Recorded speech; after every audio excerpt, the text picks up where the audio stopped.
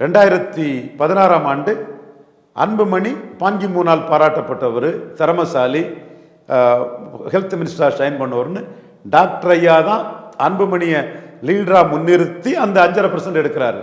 அப்போ கலைஞர் தான் எதிரணியில் இருக்கிறாரு. ஆனால் இவங்க கலைஞரை விட்டுக்கிட்டு ஸ்டாலின் லீடர் ஆயிடக்கூடாதுன்னு ஸ்டாலினோட அன்புமணி திறமசாலின்னு எடுத்தாங்க. ராங் ஸ்ட்ராட்டஜின்னு அன்னைக்கே சொன்னேன்.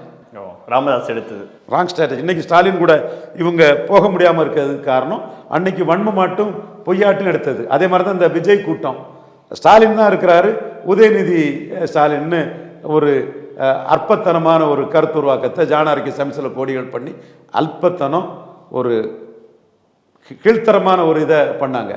ஸோ இவங்களும் அன்னைக்கு கலைஞர் உடல்நிலை சரியில்லைனாலும் அவர் தான் சிஎம் கேண்டிடேட்டாக இருந்தார்.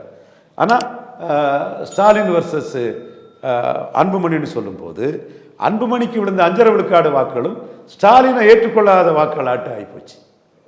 இதுதான் பிஎம்கே வெற்றி கூட்டணிக்குள்ள போக முடியாம மாட்டிக்கிட்டு ஒரு இடியாப்ப சிக்கல மாட்டிக்கிட்டு 5.5% அன்புமணி தலைமையில் எடுத்தது. அன்புமணிக்கு மெரிட்டு அந்த சமூகம் ராமதாஸ் முன்னிறுத்தி அன்புமணியை லீடராக ஏற்றுக்கிட்டாங்க. அதை நானே அக்செப்ட் பண்ணிட்டேன். தேவேந்திர குல வேளாளர் தவிர மற்ற ஆரம்பத்தில் போட்ட வண்டியர்கள் 5 விழுக்காடு போட்டிருப்பாங்க. அப்படியே அன்புமணி ஏற்றுக்கிட்டாங்க. அதில் அன்புமணி லீடர் ஆயிட்டாரு. 16 எஸ்டாப்ளிஷ் ஆயிட்டாருங்கிறத நான் என் கருத்தா சொன்னேன். ஆச்சி ராயல் குலோப் ஜாமுன் பேக்ஸ் 1 வாங்கினால் 1 இலவசம்.